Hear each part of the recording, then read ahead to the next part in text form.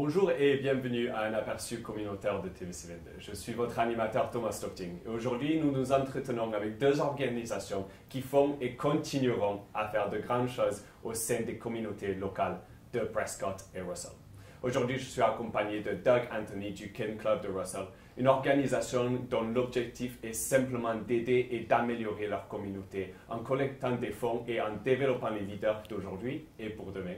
Et je suis aussi avec Carole Patinado-Granata de Valerie's Prescott Russell, une organisation que la plupart des gens qui écoutent ce programme connaissent probablement très bien, qui aspire à fournir un point d'accès unique à travers divers programmes, que ce soit pour les enfants, les adolescents, les adultes et même leurs familles à travers toute la région. Donc Doug, Carole, merci beaucoup de nous joindre avec nous aujourd'hui. Comment allez-vous? Très bien. Ça va toujours bien. Parfait.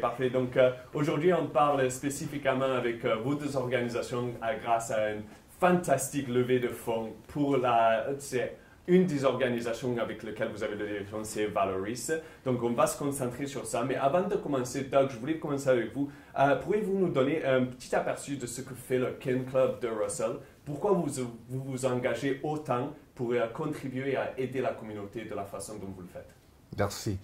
Le Kin Club de Russell, ça existe depuis 10 ans, le 1er d'octobre. Donc, nous avons fêté notre anniversaire dernièrement. Joyeuses fêtes. Merci. Depuis ces 10 ans, nous avons levé presque 4 millions dans notre communauté de 19 000. Donc, nous sommes très fiers de la façon que nous avons été capables de lever des fonds. Kin Club de Russell, ça fait partie de Kin Canada. Ça existe depuis 1920. Et nous sommes une organisation ou une association canadienne, seulement canadienne, avec le but pour faire le meilleur pour la communauté.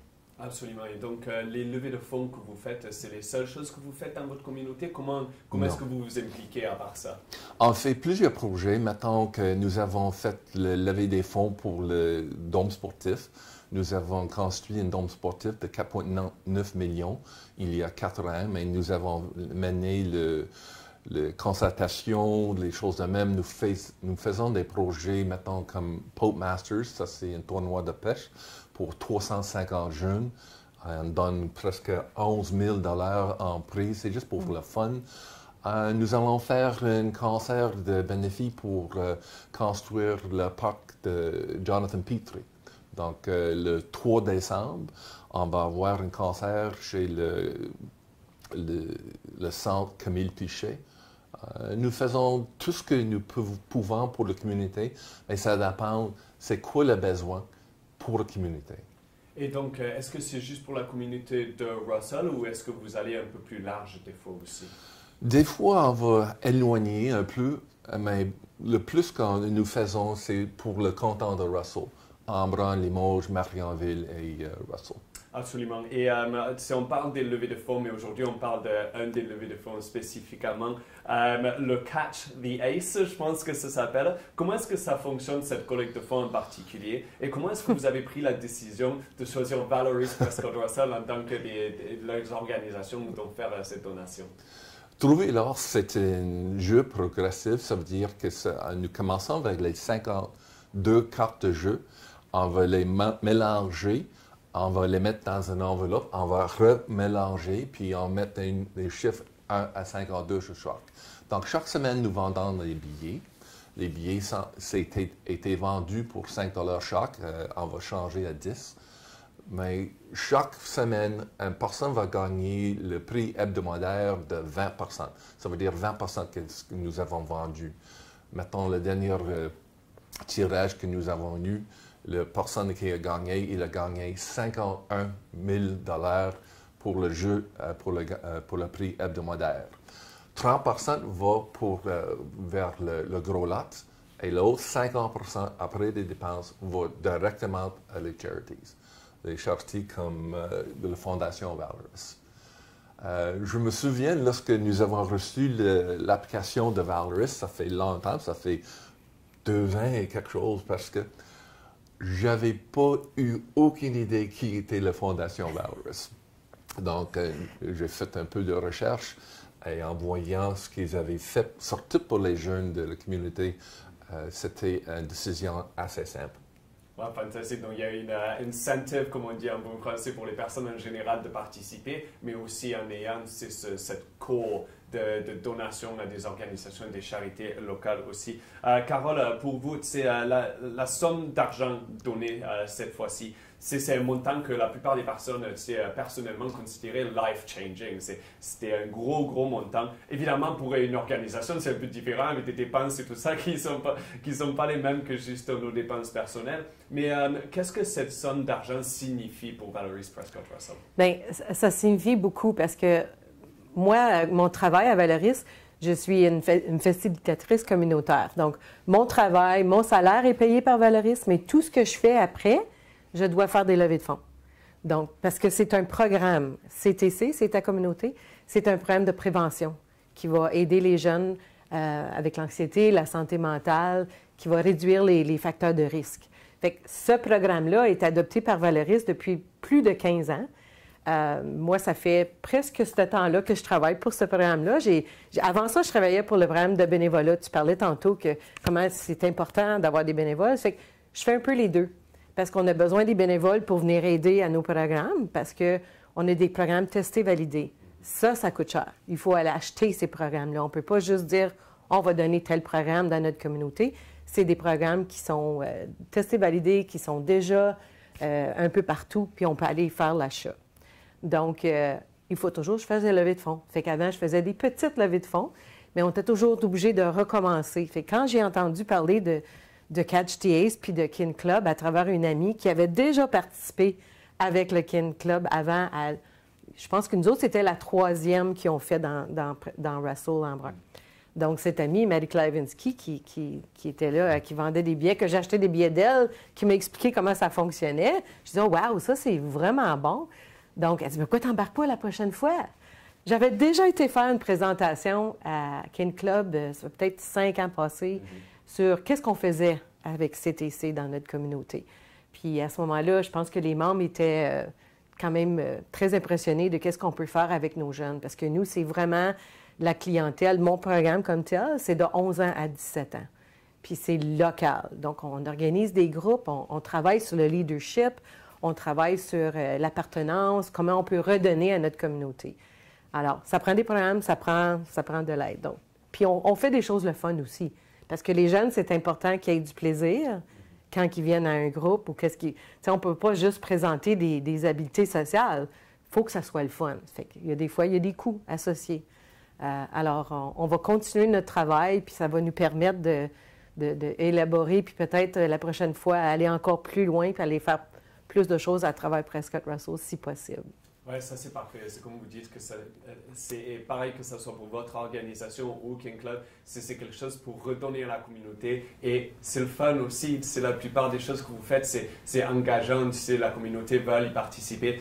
Vous avez parlé un petit peu de cette somme d'argent et les programmes que vous allez pouvoir fonder grâce à ça. Est-ce que vous pouvez nous donner quelques exemples des programmes que vous faites, surtout pour les jeunes? Oui, ben, on a un programme ça s'appelle Friends. Ce programme est donné dans la communauté, puis dans les écoles, parce que là, on ne peut pas aller dans les écoles à cause des restrictions de COVID, mais on pouvait aller à l'intérieur des écoles, aller donner ces programmes-là à des jeunes de peut-être 8 à 10 ciblés, là, comme par l'école. Fait que ça leur permettait vraiment de travailler les habiletés sociales. Ceux-là, c'était un peu plus pour les plus jeunes, je te dirais 6e à 8e année. Et on travaillait leurs habiletés sociales, puis comment aussi prévenir l'anxiété, parce qu'on leur donne comme on dit en anglais, des clues, comment on peut travailler ça pour être capable de continuer à l'école, dans la communauté, dans la famille. C'est vraiment quelque chose qui est très, très demandé dans Prescott Russell. L'anxiété, là, je ne sais pas pourquoi, mais avec COVID, ça n'a pas aidé. Ben, c'est ça que j'allais vous demander aussi, si vous parlez de la santé mentale et de l'anxiété, surtout dans les jeunes. Et nous le savons, les 18 derniers mois ont été difficiles pour vous, difficiles pour moi, mais surtout pour les jeunes, ils ne voient pas leurs amis, l'école, ça commence, ça s'arrête, ça commence, ça s'arrête. Donc, en tant qu'organisation Valoris, est-ce que vous avez vu une hausse d'anxiété, de depression et tout ça, et surtout dans les jeunes de notre région? Oui, je veux dire, moi, je ne travaille pas directement avec des dossiers. Fait que moi, les dossiers des intervenants avec qui ils travaillent, ils vont me référer des jeunes après. J'ai tel jeune avec qui on a travaillé, puis il aurait besoin d'un peu plus. Parce que nous autres, Valoris, on est le lead de santé mentale pour les enfants et adolescents dans Prescott Russell. Donc, on reçoit des demandes. Fait que ça, c'est complexe, comment Valoris fonctionne. Je ne rentrerai pas là-dedans parce que c'est pas mon rôle. Mais moi, je reçois ensuite les jeunes qui veulent continuer puis qui ont besoin d'un peu plus que juste de l'individuel avec un intervenant.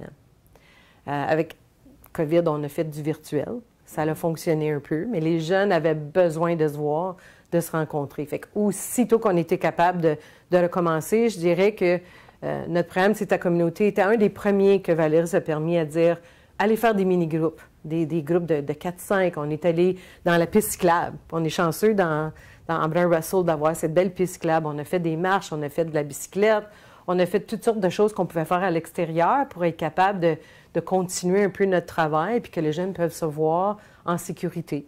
Ensuite, on a commencé à faire des mini-groupes sur place, comme à notre bureau, à Embrun. On a mis une tente à l'extérieur cet été pour pouvoir faire nos groupes dehors, au lieu d'être à l'intérieur. Ça a permis à au moins plus que 50 jeunes de pouvoir se réunir en petits groupes de 8. Ça fait que c'était le fun parce que là, ils ont vu, on recommence finalement. CTC est là pour nous, on veut continuer. C'est un programme qui est très bien connu maintenant dans notre région, dans toute Prescott Russell. J'ai 2 collègues, une à Rockland et une à Hawkesbury. Fait qu'on fait tout le même travail. Donc, on couvre tout Prescott Russell et on fait sensiblement la même chose. Donc, CTC, est-ce que c'est vraiment quelque chose qui vise à aider les jeunes qui ont peut-être des difficultés en ce moment, ou est-ce que c'est plutôt est-ce que c'est aussi un genre de prevention, c'est pour donner une plateforme pour s'assurer que les jeunes ne se sentent pas comme ça? C'est exactement un programme de prévention. Puis c'est pour tous les jeunes de la communauté. C'est pas seulement les jeunes ou les parents qui vont appeler à Valoris pour de l'aide. On rejoint tous les jeunes de la communauté. Ça fait qu'on va mélanger toutes sortes de choses. On a des bons leaders avec des jeunes qui ont besoin d'aide. Fait que c'est vraiment pas juste les jeunes de Valoris, c'est vraiment toute la communauté, tous les jeunes, comme je dis, de 11 à 17 ans qui peuvent participer. Puis ensuite, on garde les plus vieux, comme ils vont aller au collège, ils vont aller à l'université. Et quand ils graduent, ils reviennent soit comme bénévoles ou quelquefois, ils viennent travailler à Valoris. Bien, beaucoup. On va prendre des stagiaires, on va prendre des gens d'université pour venir nous donner un appui, une aide, parce que je suis toute seule. Donc, je ne peux pas animer 5-6 groupes par semaine seul. Ça fait qu'on a besoin d'aide à ce moment-là. Absolument, absolument. Et Doug, le King Club, évidemment, vous aidez Valoris en ce moment, mais ce n'est pas la seule organisation ou charité que vous aidez dans la région. Donc, qui sont les autres personnes avec qui vous avez pu aider grâce à votre levée de fonds? Avec Trouver l'os, nous avons ajouté Breast Cancer Action Ottawa, les Fibroses Kystiques Canada, Valoris Fondation Valoris, Winchester District Memorial Hospital, Lucky Minière de Russell et Osgood Care Center. Donc, ces 6 organisations, 6 charités ont reçu presque $1 million. C'est fou, c'est un montant tellement grand, mais ça n'arrive pas sans que la communauté s'implique avec ce que vous faites. Exactement. Donc, comment est-ce que vous avez trouvé l'implication de la communauté à Russell et dans Prescott Russell en général? J'ai toujours dit, depuis que j'ai vécu à Russell, c'était l'endroit le plus généreux que j'ai jamais vu dans ma vie. Et les acheteurs étaient loyaux depuis le commencement. Ils achetaient des billets. Ça ne fait rien si le gros lot était gros ou non. Ils ont acheté des billets chaque semaine. C'est pour cette raison, et aussi le travail que les charités comme Valoris a fait, que le gros lot a monté si vite. Les personnes n'ont jamais arrêté des billets. Au fin, ils achetaient 100 billets, 200 billets, $1000 de billets, juste pour donner ces charités. Puis à la fin, tout le monde dans la province, lorsque le gros lot est devenu très, très grand, tout le monde, toutes les 444 communautés dans la province ont acheté des billets. Donc, nous y étions le 2e plus gros catch race dans la province. Mais franchement, ce n'était pas possible sans avoir les gens qui achetaient des billets comme il fallait. et le travail de nos six charités. Et comme Carole a parlé tout à l'heure aussi, c'est l'implication des bénévoles, c'est surtout, ça doit être très important pour une organisation comme la vôtre aussi. Donc, comment s'est vraiment s'est déroulé les 18 derniers mois? Parce que c'était une année fou pour tout le monde. Comment est-ce que le Kin Club a géré tout ça? C'était pas facile, mais je suis très fier de notre club. Nous sommes un groupe de 40 très professionnels qui aiment travailler, qui adorent la communauté, puis qui travaillent fort pour la communauté, juste parce que ça, c'est leur but d'être altruistique ou philanthropique. Je peux dire que c'était difficile parce qu'avec le COVID, il fallait que nous arrêtions 3 fois. Le jeu qui aurait dû durer 50 semaines a duré 680 jours. Ça veut dire 1 an et 10 mois et 10 jours. Parce qu'au début, avec COVID, il fallait que nous arrêtions pour 245 jours. Puis il y en avait eu 2 séjours à la maison de 8 semaines. Donc ça a pris de longtemps. Mais on vendait des billets chaque semaine, dimanche. Carole, puis tous les autres groupes sont venus avec les billets, avec l'argent. Puis nous avons fait le tirage chaque dimanche. Ça prenait beaucoup des heures, mais franchement, ça vaut la peine. Bah absolument. Quand on voit ce levée de fonds, je ne suis même pas mentionné, c'est un montant de plus de 200 000 $ pour Valoris.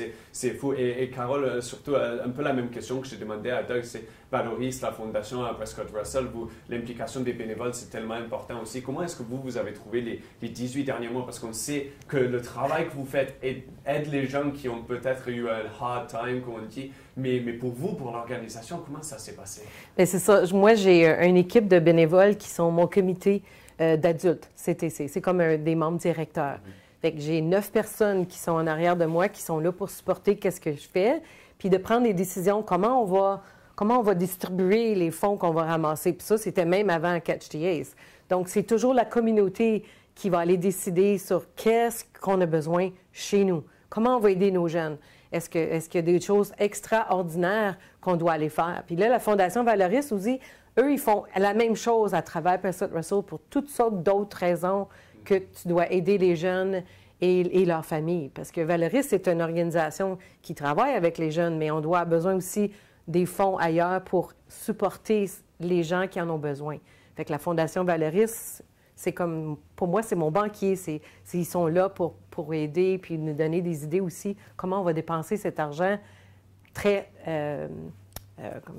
comment on dit, very picky. Là, comment on va pouvoir aider le plus de personnes possible en respectant notre but là, de la prévention pour nos jeunes en santé mentale. Fait que les bénévoles que j'avais en arrière de moi, c'était important parce que oui, c'était à tous les semaines, j'allais chercher les billets chez Doug à Russell, aller distribuer ça dans les commerces qui nous supportaient.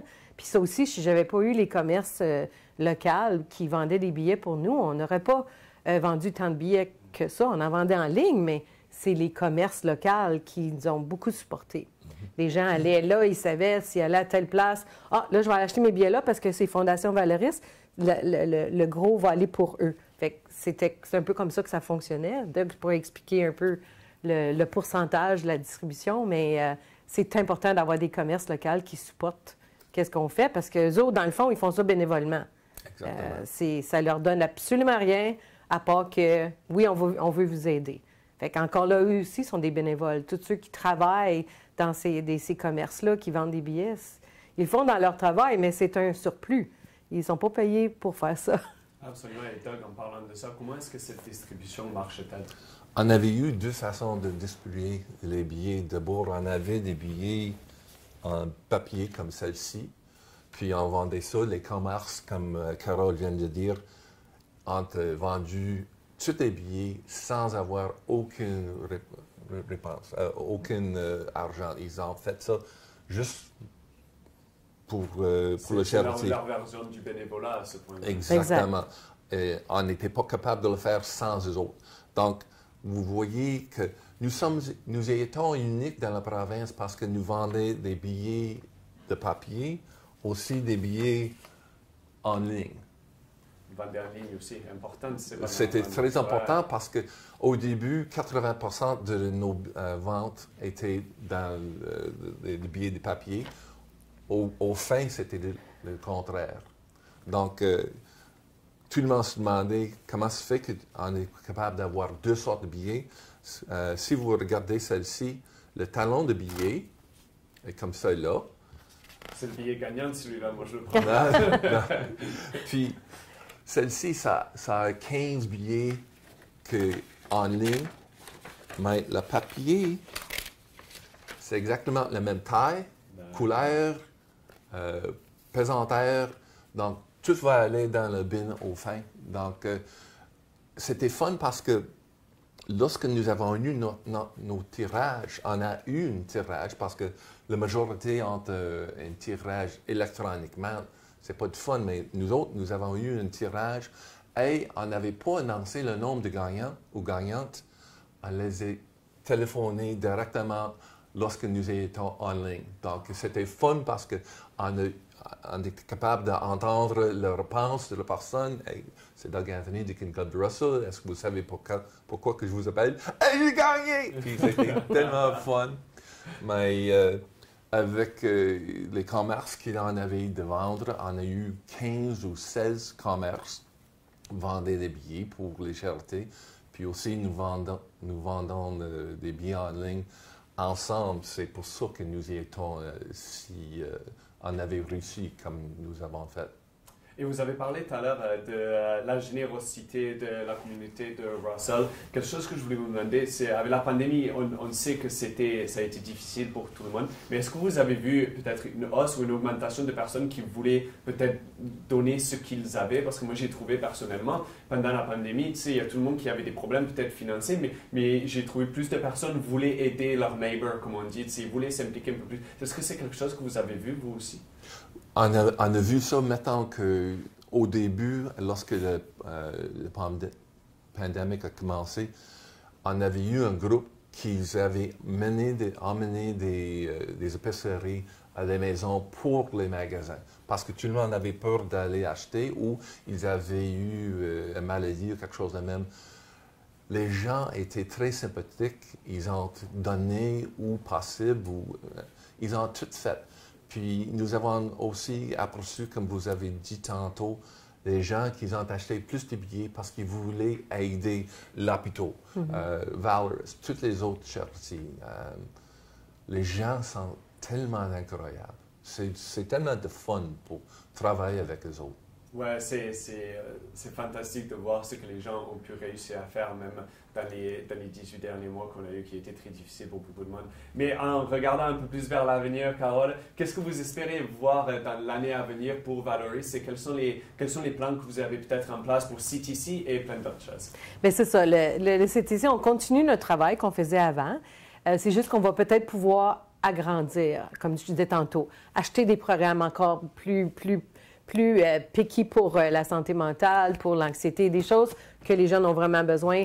Est-ce qu'on peut peut-être supporter aussi nos jeunes dans leurs études? Les jeunes qui ont participé, qui ont donné beaucoup d'heures de bénévolat, est-ce qu'on peut leur aider encore plus? On a quand même donné des bourses d'études, mais on aimerait encore peut-être aller plus loin. On va se réunir très bientôt, faire une rencontre. On appelle ça un PATH. Je ne peux pas te dire exactement qu'est-ce que ça veut dire.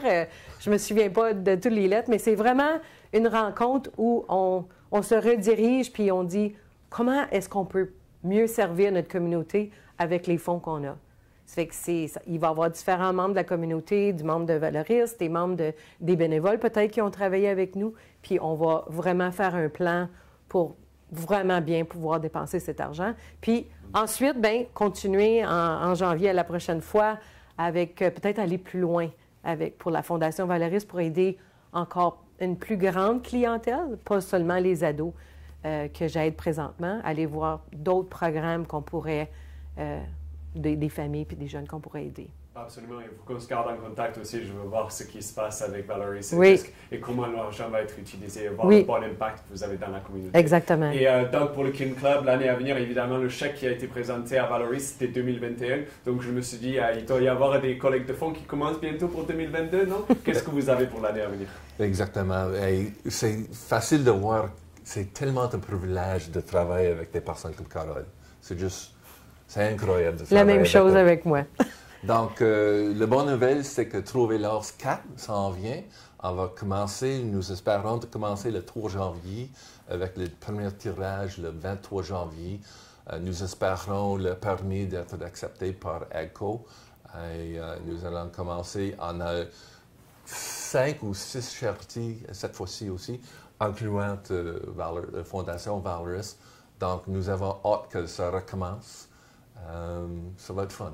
Et si d'autres gens veulent s'impliquer avec votre organisation, comment est-ce qu'ils peuvent vous contacter? Il y a deux façons. Donc, des gens qui ont besoin d'aide ou d'assistance, ils peuvent nous envoyer un courriel électronique à kinclubofrussell@gmail.com, juste en demandant pour une application, puis on va les envoyer une application pour joindre Trouver l'or. Nous en avons beaucoup des applications dernièrement. L'autre façon, que mettons que nous n'avons pas un magasin ou un commerce ici à Rockland ou Hawkesbury qui veut vendre des billets, des commerces qui veulent vendre pour la Fondation Valoris ou d'autres charités. Comme nous avons dit tantôt, il n'y a pas d'argent pour eux autres, mais je vous garantis que la clientèle va augmenter parce qu'il y en a beaucoup de gens qui vont dans la maison pour acheter des billets. Donc, notre site de web, c'est www.kinclubofrussell.ca. Visitez-le. Mais si vous avez d'autres questions, s'il vous plaît, contactez nous autres, puis on va être heureux de répondre. Parfait. Et pareil pour vous, Carole, comment est-ce que les bénévolats peuvent s'impliquer avec vous? Ils peuvent. Ou même les gens qui peut-être ont besoin de vos services aussi. Exactement. Bien, tout le monde connaît bien Valoris. La plupart des écoles, des gens dans la communauté, des professionnels, ils vont continuer à nous référer des jeunes et appeler. Il y a un numéro 1-800, c'est le 1-800-675-6168. C'est le numéro global parce qu'on a un numéro pour tous les services qu'on donne à Valoris. Donc, les gens peuvent appeler et la personne au bout du fil va faire un plaisir d'expliquer qu'est-ce qui se passe ou de nous référer directement. Si c'est justement des parents avec des ados qui veulent de l'aide, bien, ils vont s'adresser soit à ma collègue Julie Lalonde de Rockland, Manon Parent à Hawkesbury et Carole Patton-Granata pour la région de Russell. C'est un peu ça comment on opère, puis on espère que les gens nous posent plein de questions parce qu'on est là pour ça. Exact, parfait. Carole, Doug, je vous remercie tellement d'être venu dans nos studios pour nous parler aujourd'hui. Cette levée de fonds, c'est ces organisations qui ont des buts, qui, franchement, comme j'ai dit dans l'introduction, vraiment au sein de la communauté pour pouvoir aider tout le monde. Donc, je vous remercie beaucoup de nous avoir parlé aujourd'hui et j'espère qu'on va pouvoir se parler tantôt, dans pas trop longtemps, avec d'autres beaux travaux que vous avez fait. Donc, je vous remercie. Merci beaucoup. Et je vous remercie beaucoup d'avoir écouté cet aperçu communautaire de TVC22. On reviendra évidemment la semaine prochaine avec un nouveau aperçu, avec des invités, je suis sûr, aussi charmants. Donc, merci beaucoup et à la prochaine. Bye.